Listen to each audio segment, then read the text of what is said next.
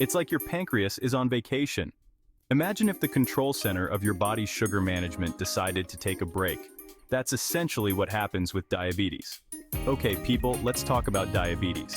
It's a condition that affects millions of people worldwide, and understanding it can help us manage it better.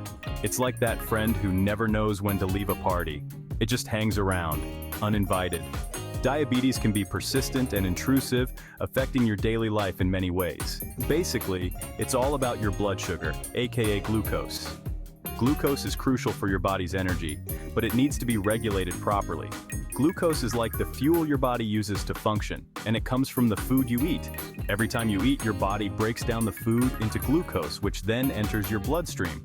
But sometimes your body's like, nope, not dealing with this sugar rush. This is where the problem starts. Your body needs to manage the glucose levels efficiently, and that's where your pancreas comes in.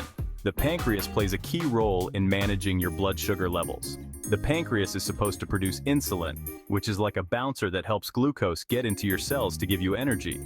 Insulin acts as a key, unlocking the doors to your cells so glucose can enter. But with diabetes, your pancreas is basically on a permanent vacation. It either doesn't produce enough insulin, or the insulin it does produce isn't effective.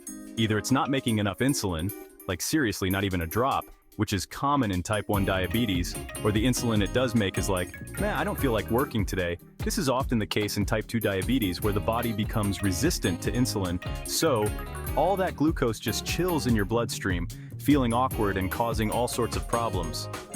High blood sugar levels can lead to serious health issues over time, and trust me, you don't want to be on the wrong side of a sugar rush. It can make you feel jittery, tired, and even lead to long-term complications like heart disease, nerve damage, and more. Managing diabetes involves a combination of healthy eating, regular exercise, and sometimes medication. It's about finding a balance that works for your body. Regular checkups with your healthcare provider are crucial. They can help you monitor your blood sugar levels and adjust your treatment plan as needed. Remember, managing diabetes is a team effort. With the right support and lifestyle changes, you can live a healthy, active life. So, let's take control and make sure our pancreas gets back to work, even if it's just a little bit at a time. Together, we can tackle diabetes head-on. Now, let's break down the different types of diabetes. It's a complex condition, but understanding the basics can help us manage it better. It's like a bad reality TV show. But instead of fighting over roses, they're fighting over insulin. Imagine the drama, but with higher stakes. First up, we've got type 1 diabetes, the diva of the group. This type demands constant attention and care. This one usually shows up in childhood or adolescence, and it's like your immune system suddenly decided your pancreas was the enemy and went all out to destroy it.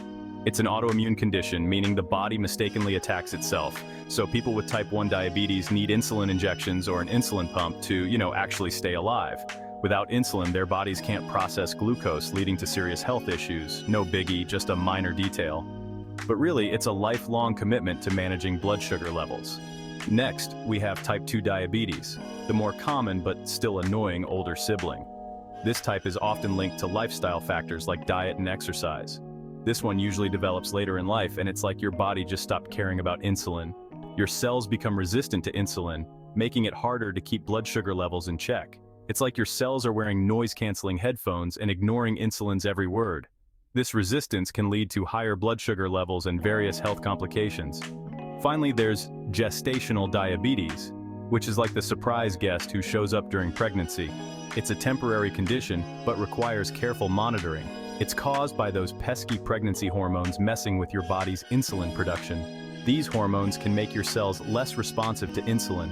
The good news is, gestational diabetes usually goes away after the baby arrives. However, it does require attention during pregnancy to ensure both mother and baby are healthy.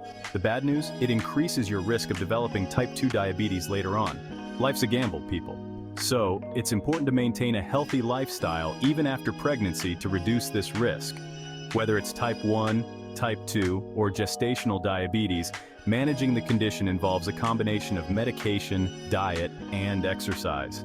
Staying informed and proactive can make a significant difference in living a healthy life.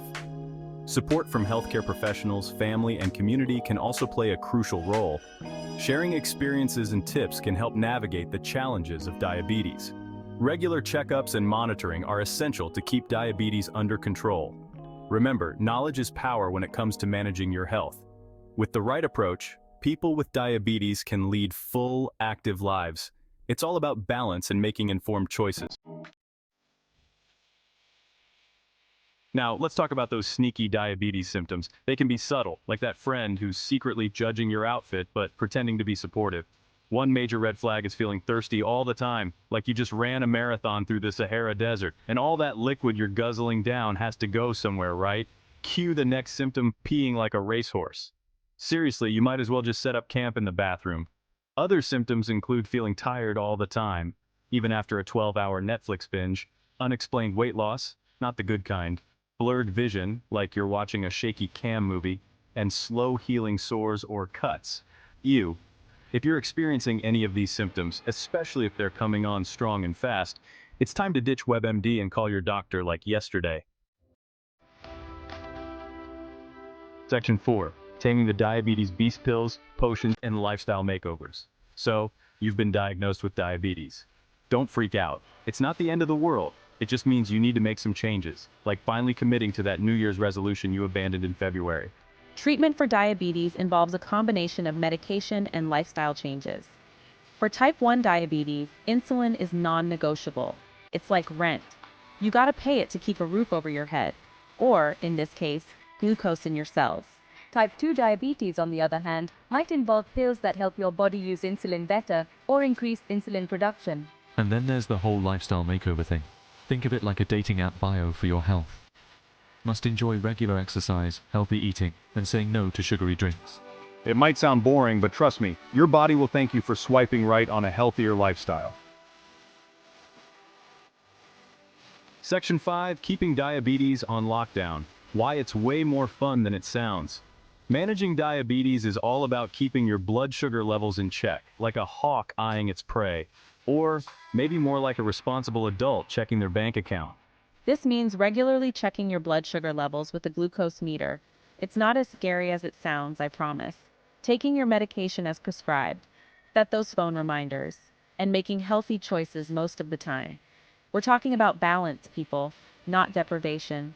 It might seem like a lot of work, but trust me, it's way easier than dealing with the complications of uncontrolled diabetes, which are about as fun as a root canal without anesthesia. Trust me. Section 6. My Crazy Aunt Carol and the Case of the Exploding Watermelon. Okay, story time. Gather around because this one is a doozy. So, I have this Aunt Carol, who's a total character. She's the kind of person who lights up a room with her eccentricity and wild ideas. She's got type 2 diabetes, which she manages in her own unique way. But instead of following conventional medical advice, she's convinced she can cure herself with weird home remedies. You name it, she's tried it. One time she decided to go on an all-watermelon diet. Yes, you heard that right, an all-watermelon diet. She read somewhere, probably on one of those dubious health blogs, that watermelon regulates blood sugar. Sounds harmless enough, right? Wrong. She ate watermelon for breakfast, lunch, and dinner. Morning, noon, and night. It was all watermelon, all the time. She even snacked on watermelon. It was like she was on a mission to turn into a watermelon herself. You could practically smell the watermelon coming out of her pores. It was like she was exuding watermelon essence. One hot summer day, we were all having a family barbecue. The sun was blazing and everyone was enjoying the day. Aunt Carol was, of course, munching on a giant slice of watermelon when suddenly, kaboom! Out of nowhere, there was a loud explosion. The watermelon exploded all over her. Juice and bits of watermelon flew everywhere, covering Aunt Carol from head to toe. Turns out, she had eaten so much watermelon that her blood sugar spiked. It was a sugar overload of epic proportions, and the pressure from all that sugar caused the watermelon to, well, you get the picture. It was like a sugary time bomb. The moral of the story? Listen to your doctor, not your crazy aunt. Medical advice exists for a reason, and it's usually a good idea to follow it. And maybe go easy on the watermelon. Moderation is key, even with something as seemingly harmless as fruit. So next time you think about going on an all-watermelon diet, remember Aunt Carol and her explosive experience. We all had a good laugh about it later, and Aunt Carol, being the good sport she is, took it in stride. She even joked that she was just trying to make a splash at the barbecue. So, while Aunt Carol continues to be her quirky self, she's learned to balance her love for watermelon with other fruits and veggies. After all, variety is the spice of life. And that's the tale of my crazy Aunt Carol and the case of the exploding watermelon. A story that reminds us all to enjoy life's little quirks, but also to take care of our health. Section 7. Diabetes, you got this! Seriously, you totally do. Look, I get it. Being diagnosed with diabetes can feel overwhelming. It's like your life just got a whole lot more complicated. But here's the thing, you got this. Millions of people are living with diabetes, and they're thriving. They're traveling the world, falling in love, pursuing their dreams, and generally kicking butt at life. And you can too. It just takes a little bit of knowledge, a whole lot of self-care, and maybe a good sense of humor to get you through the tough times. So go forth and conquer, my friend. And remember, you're not alone in this. There's a whole community of people out there who get it, and we're here to support you every step of the way.